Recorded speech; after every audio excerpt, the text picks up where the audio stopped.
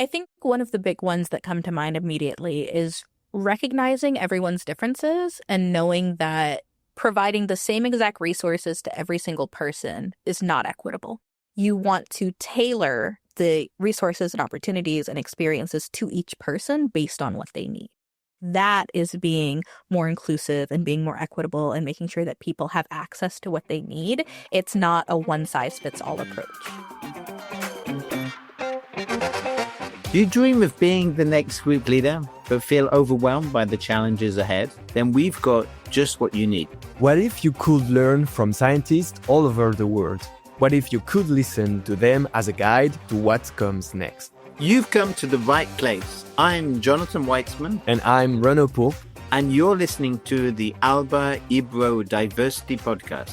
Turn up the volume and let's dive into running your own lab.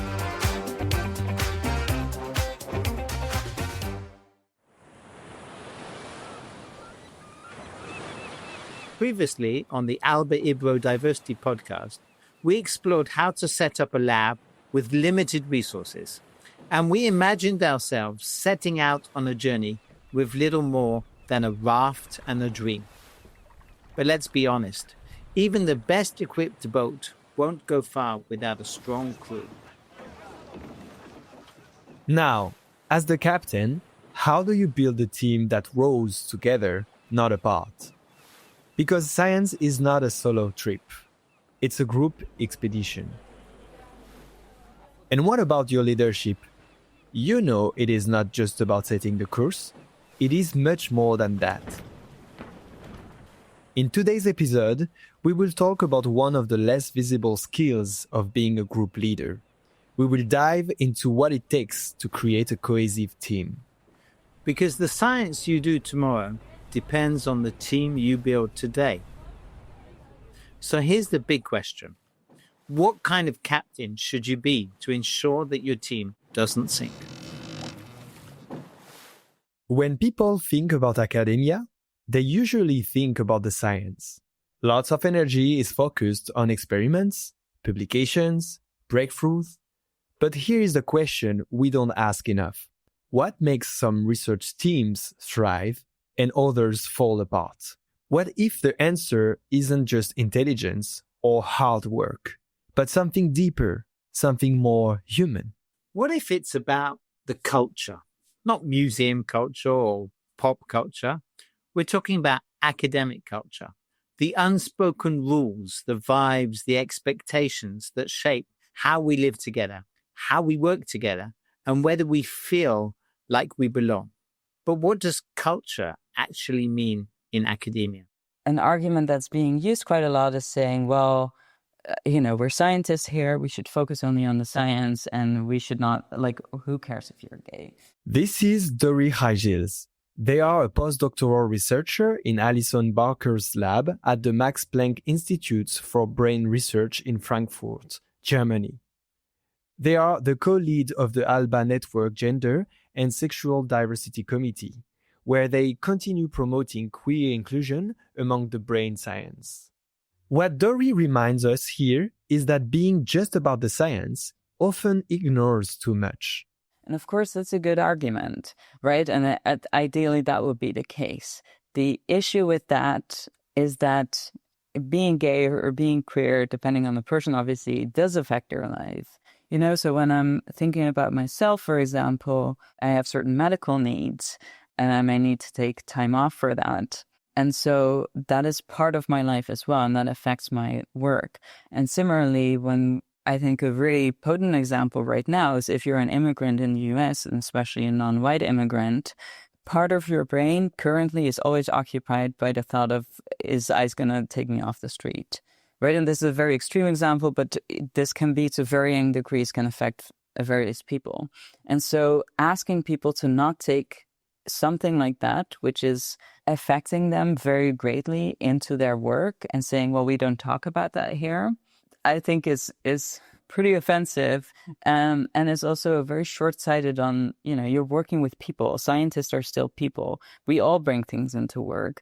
So when you're saying, example, if someone's going through divorce or someone is pregnant, we take that into account, right? We think about what they're going through and we might accommodate that in some ways. But a lot of those situations are things that we might automatically accommodate for. Thinking about pregnancy, obviously, there's still a lot of bias and stigma that pregnant scientists face. But I think in most cases, when we, see that someone is pregnant or we hear someone is pregnant, we immediately think of, oh, they might need certain accommodations. They might not go into the PFA room. I think we need to take all of this into account. Behind every pipette and every paper, there are real people with identities, emotions, health, and real-life experiences that don't just disappear when they enter the lab. You can't ask a member of your crew to put their entire identity on hold just to do good science. But when it comes to the non-scientific aspects of a lab, who's in charge? What should be the roles of the institution, of the lab, and of the group leader? We asked Angeline Dukes. She's an assistant professor at the University of Minnesota in a unique role, half teaching and half focused on DEI outreach work. She is also the founding president of Black in Europe, an international nonprofit supporting Black scholars in neuroscience. I do think that it does need to be, to some extent, a top-down approach to where institutions and departments have certain requirements and criteria and are checking on the well-being and making sure that labs are not, this incredibly toxic place for people to be able to do the work that they need to do. And so I do think to some extent it needs to happen that way. And I do think the PIs are responsible for setting that. But again, I also do feel like every lab is very different and it should be up to that team, everyone who's in the lab, to also contribute to some of those community guidelines and rules, right? To being able to have their own voice heard of I think this is super important, or this is something that would be essential for me, right, to be able to thrive here. So it's a mix of both of those things, right? I do think it needs to come from the institutional and department level, but I also think it needs to come from the people who are actually in that space too. So what would be an academic culture? We asked Adrian Liston, a professor of pathology at the University of Cambridge in United Kingdom, and Denise Fitzgerald, a professor of neuroimmunology at Queen's University, Belfast, in Northern Ireland. So research culture, it's something that we all know what a bad culture is when we see it. Everyone who's worked in a lab understands that there are times when the environment gets toxic, the environment drains energy out of you. A positive research culture is often harder to define, and it's often different for different people, but it's the environment that you look forward to going, an environment that energizes you. It's an environment that builds you up to produce more than you would otherwise. And so that's what the research culture is. It's the environment of the lab building you up or pulling you down. Is it helping you do science, or is it hindering you doing science? And it's just so critical. But recognizing culture isn't always easy, especially early in your career. How do you know what's normal and what's not? Denise shared something that might sound familiar. From an earlier career stage, I think the recognition is often on reflection. I think at this career stage where we're responsible in many cases for setting the culture, it has to be a bit more of a deliberate and regular reflection on how things are, taking stock and identifying what's going well and what could be done better. But at that earlier career stage, PhD and postdoc, I think from my own experience, I didn't necessarily know what was positive and negative until I looked back. And I'd agree with Adrian, often the negative is easier to identify than the positive. And that's where I think the power of reflection really comes in. So it starts with reflection and with the intention, because culture does not just happen. You're building it every day, whether you mean to or not. But here's the twist. A culture does not come from one person. It comes from a whole group. One of the key things about a research culture is that you need to have a reference point. And when you're just starting off your career and you're in one lab, you think that that's how labs work. That is your reference point. And it's as you get more experience and you get more reference points to add to it that you can start to see that there were some aspects of that lab that worked really well for you. And there are other aspects that didn't work very well for you. And you pick up these experiences over the course of your career. And at that point, when you're trying to build a culture yourself, you can either be very passive and just let things fall out based on your natural personality, or you can be deliberative and say, I want to build this particular culture. I'm going to pull this aspect from this lab, this aspect from this other lab, try to fuse them together and build that culture I want. And it's also not just as a lab head that you're doing this. I think it's really important to mention, as Denise alluded to earlier, that every single person is contributing to the research culture. We contribute in different ways. And so I think you need to have different strategies in terms of how you improve the research culture. But research culture is not something created by the PI and then everyone else has to put up with. It's something that we create together inside a lab. You start to see it. Culture in academia isn't just a backdrop. It's the air your crew is going to breathe. So if it matters this much, can we learn as a captain why and how you can foster the development of a positive culture? If we heard in the previous episodes about how much people value equity, diversity, and inclusion, there is one question we can all ask ourselves. In a world where productivity and progress are in high demand, as much as rigor, is there a benefit from this? Yeah, so this article in Cell that came out last year, honestly, I was incredibly privileged and lucky to be part of that. And, all the authors on it are people I've looked up to for ages, are very brilliant scholars. So this was already in this sort of increasingly hostile climate, especially in the US, where trans people are being targeted. The article argues that there is an intrinsic link between inclusivity in science, and especially for trans scientists, and sort of rigor in science as well. And this links to what I said earlier as well, where we often see that pseudoscience is being used to take rights away from trans people. So as a sort of discipline, standing up to those pseudo claims and standing up for inclusion is also a way of standing up for the integrity of science. And yeah, it came out a year ago. We're now a year further, and I feel like the article is more relevant than it has ever been. So I continue sharing it as well. Dori reminds us that standing up for inclusion is also standing up for scientific integrity. That when science becomes exclusive, it threatens one of its core values, intellectual rigor. What if inclusion didn't just protect science, but actually unlocked it? On that point, Angeline picks up this thread and takes us deeper. There are so many benefits to having a diverse team. Like, honestly, it makes our science better. And this is proven, right? Like, this is not just me talking, because I just believe that, which I do. But it has been proven that having diverse teams and having diverse perspectives, it makes our science so much better.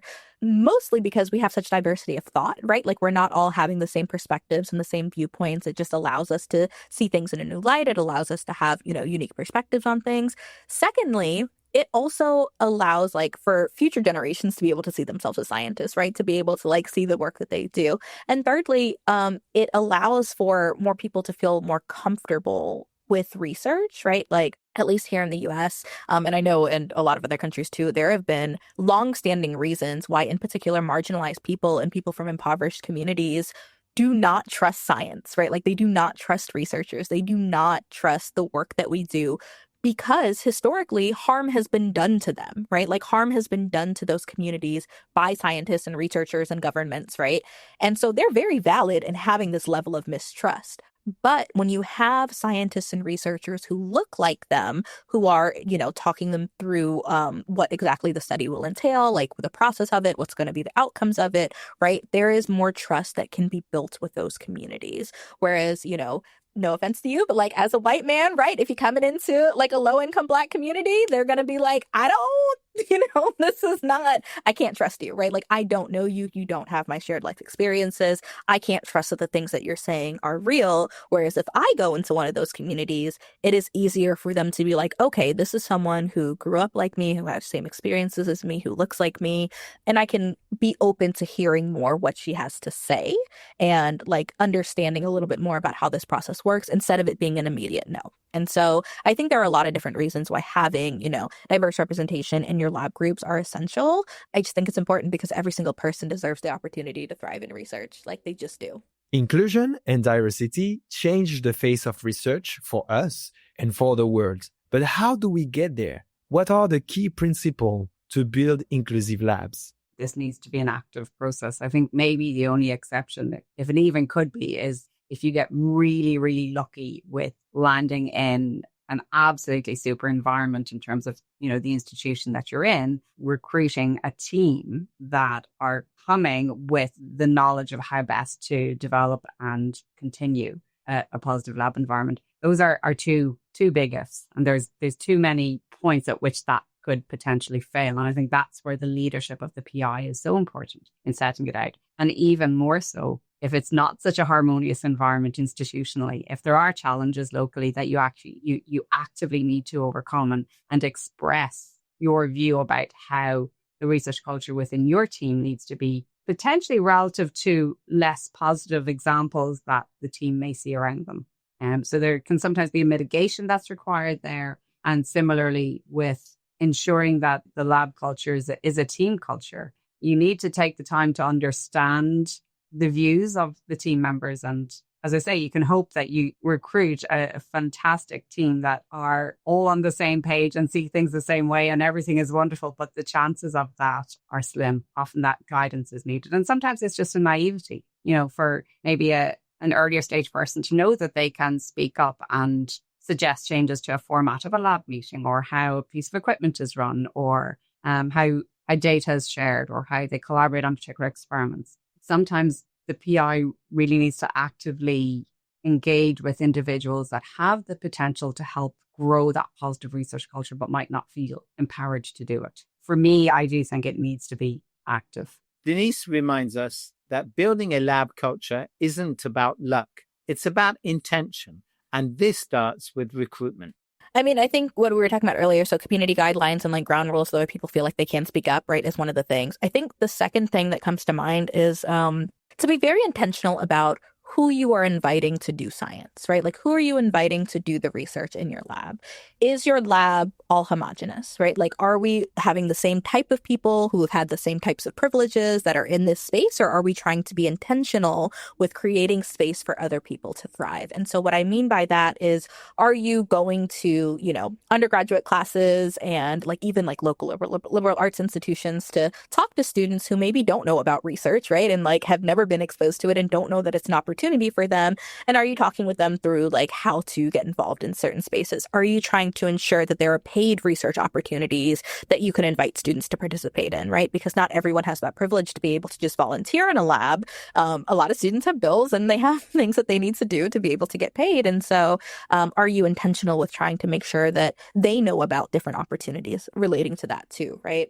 And it makes sense. As the captain, you have to reach out to the communities that you want to see represented. Build a network that allows you to listen, to understand, and to be part of a community that you are not initially part of. But after that, there is also another thing you should take into account: having an active recognition. I think one of the big ones that come to mind immediately is recognizing everyone's differences and knowing that providing the same exact resources to every single person is not equitable, right? Like, that is not what you want to do.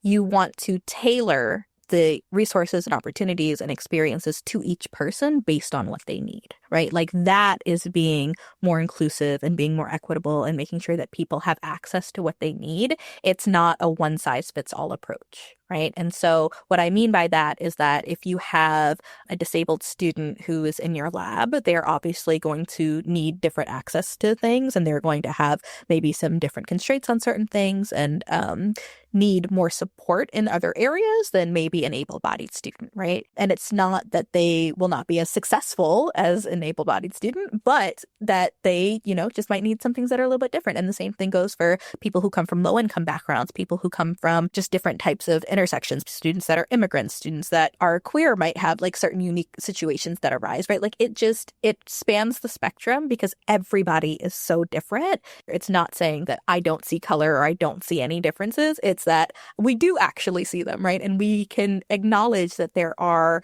systemic barriers that face people based on their unique identity intersections. And, we're going to do what we can to help. And that kind of intentional care doesn't just happen by itself. It starts with how you build your lab from the very beginning. Adrian takes us there to that very first day. A lot of people start a lab thinking, I want to get the science up and running. And then I'll worry about culture and I'll worry about these other aspects down the track because the science is the most important thing. And I think that the problem is if you go into setting up a lab unthinking about that culture, it becomes very tough to change a culture once it's set in versus when you're creating it for that first time. And I think of it like this, doing science is tough. It's like pushing a boulder.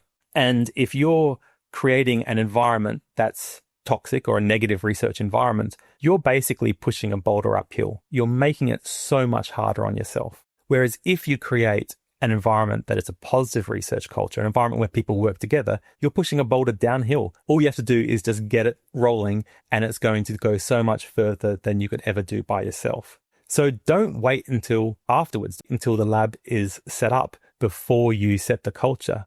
I actually have sort of 3 different documents that I give out at different stages. One of them is about expectations. And this is something that I give to everyone the minute they start asking to join my lab. The minute they want to have a conversation about joining a lab, I give them a document about what I think a good team member is and my expectations for myself as a manager, my expectations for them as a team member.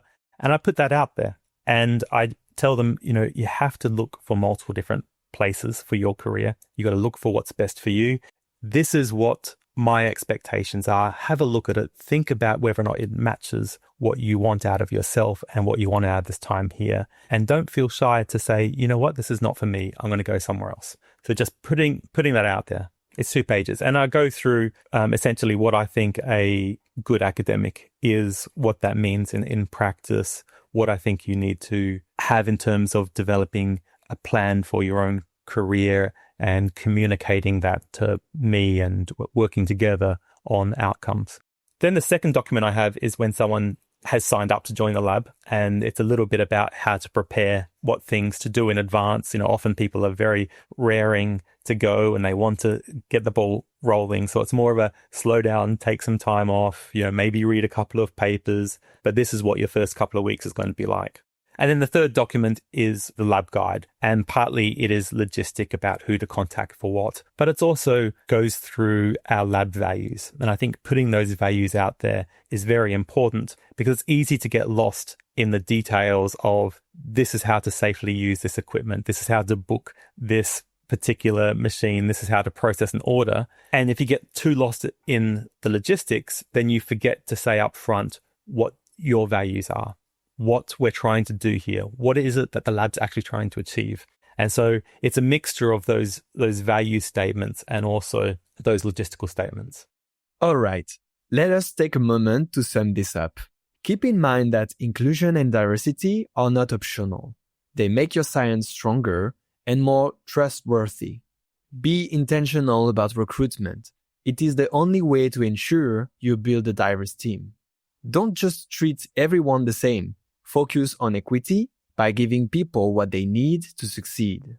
Build a positive lab culture from day one. Set clear expectations and share your core values early. But if it's one thing to launch a lab culture, it's quite another to nurture it. Despite the best intentions, conflicts and challenges can arise for the team and the team leader alike. How can these conflicts be handled while continuing to grow the team? One first strategy is to create spaces where people feel seen, supported, and safe enough to share. And for Dori, it all starts with listening. One of the ways to do this is to show a willingness to listen, to show that you're open to feedback, to discuss these difficult societal issues as well as make sure that you sort of highlight other ways, other pathways that your students or your employees can go if they're having issues. I think this is a major one.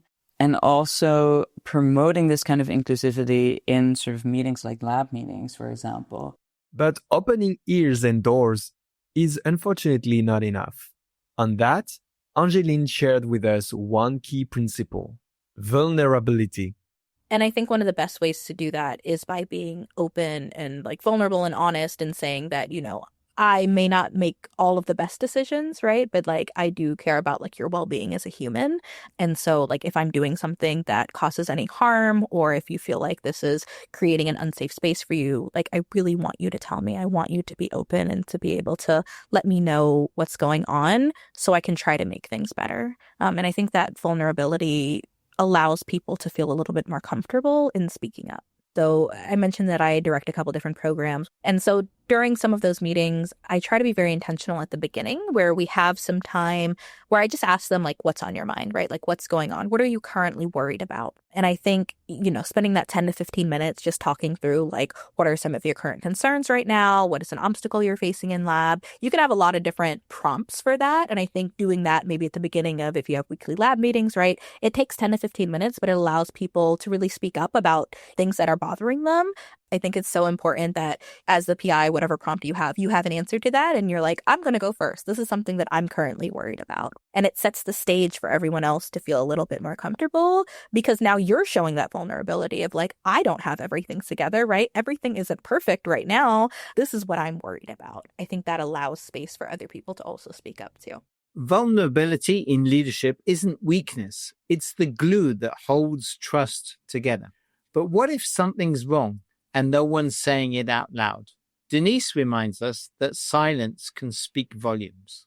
I think it's a matter of keeping your ear to the ground and being present, not only listening to what's said, but recognizing when something maybe isn't being said, when perhaps an individual or group of individuals might seem not to be engaging as much and trying to understand, is there a reason behind that? Do they need some support and some empowerment? But one thing I've noticed in my team over the years is you sometimes have individuals in the team, and often they've been with you a long time, or maybe they're quite experienced, and they become a bit of a touchstone for the lab as well. So sometimes somebody might not feel as comfortable letting me, the PI, know that they're struggling or they have too much on their plate or they're having a difficulty with a particular colleague, either within our team or externally. These other individuals might give me a little nod to say, that person they might be going through a tough time personally and they didn't feel comfortable saying it to me.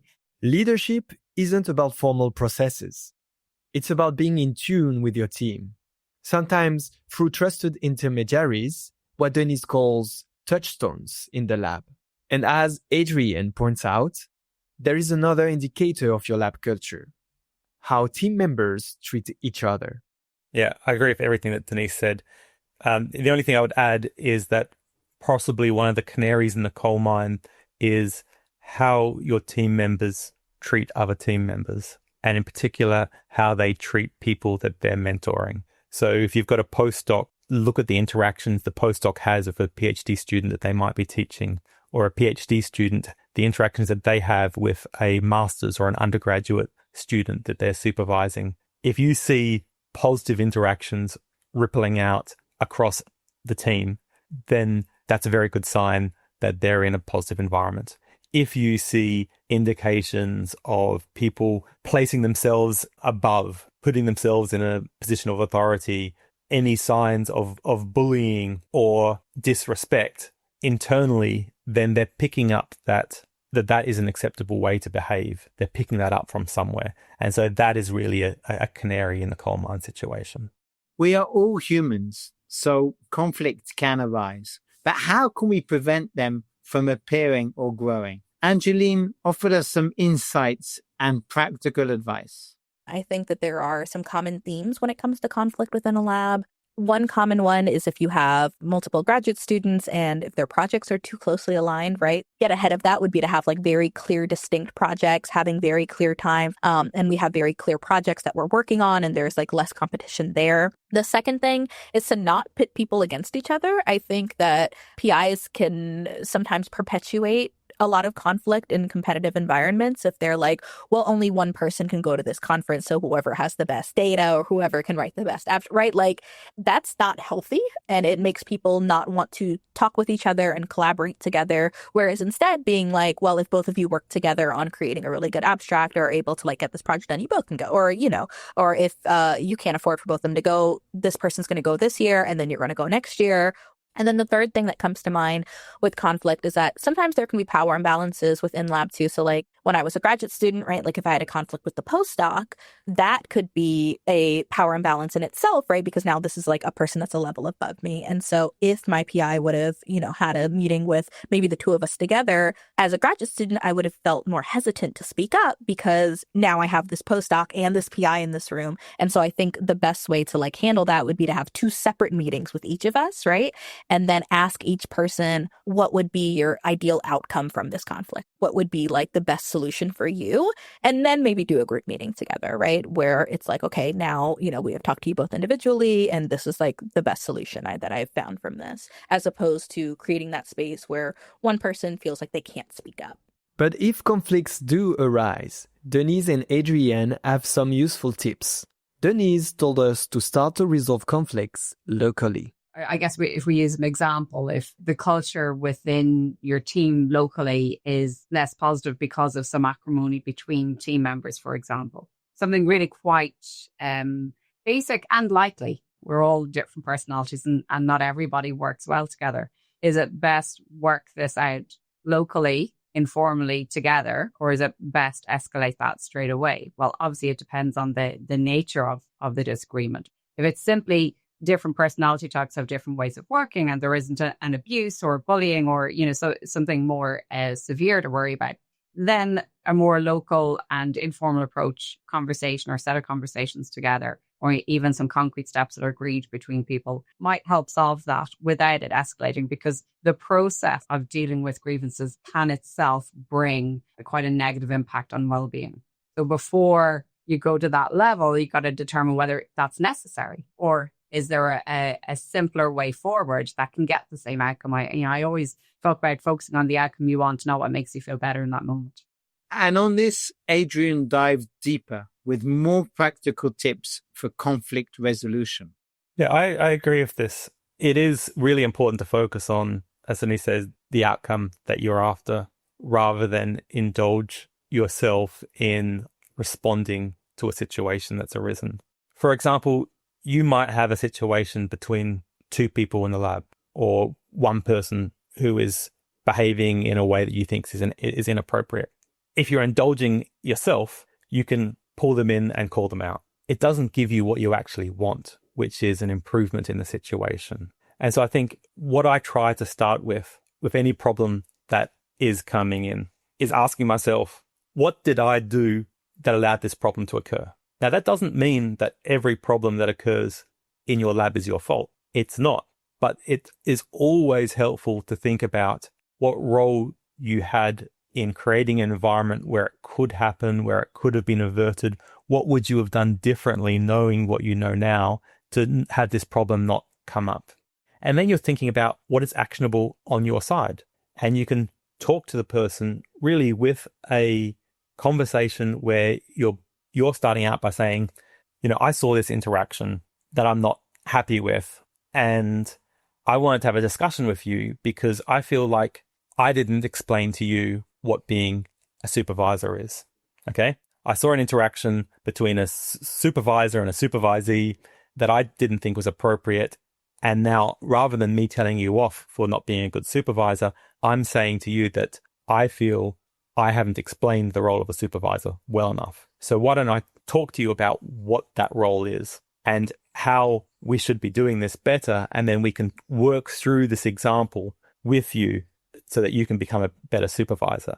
Now that takes it away from being a telling off, which is generally ineffective, to you being a good mentor and you're developing someone else's skills, which is generally better for them and better for the situation. It is tough though, because it is very easy to just respond emotionally to a situation, go on the attack, rather than have that introspective aspect of what did I do that wasn't right and how I can improve the situation with no thought about my own ego in this. Let's be honest. Conflict is common. It's part of being a human. And if we try to sum up, here are some take-home messages. Check the vibe. Notice what is said and what is not. Talk early. Talk often. Start meetings with open check-ins. Be the first to share. Set the tone by being honest.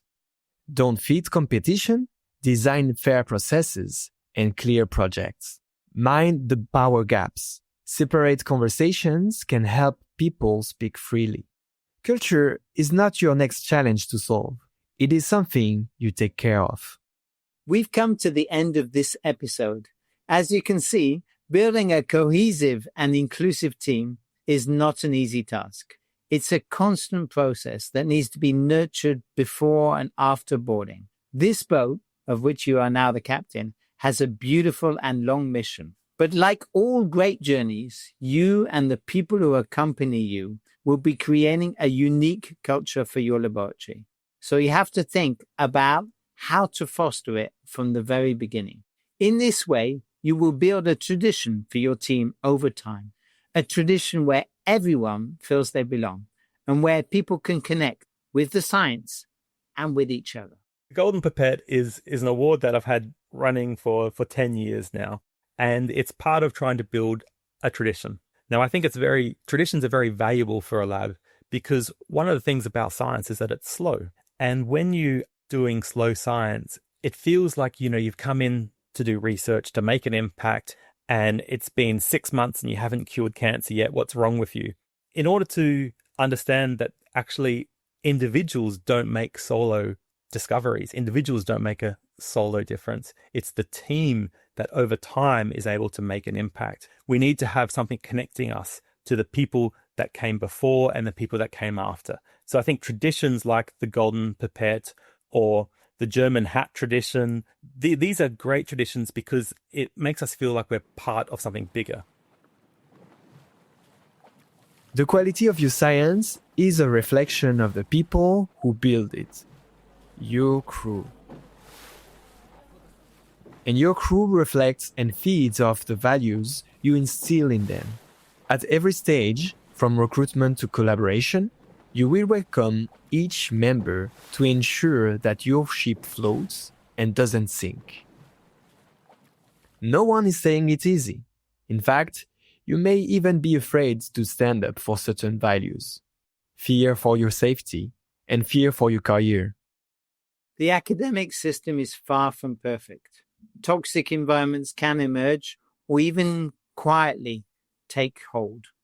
So, how can we as scientists deal with the power dynamics? Thank you for listening to this episode, and we thank our guests, Dori, Angeline, Denise, and Adrian, for sharing their stories and tips with us. We'll find out more in the next episode. This podcast was brought to you with the support of the International Brain Research Organization, a founding partner of the ALBA Network. The ALBA Network is a division of FENS and aims to promote equity, diversity, and inclusion to counteract bias and fight discrimination in brain research. For more information on this podcast, visit www.alba.network.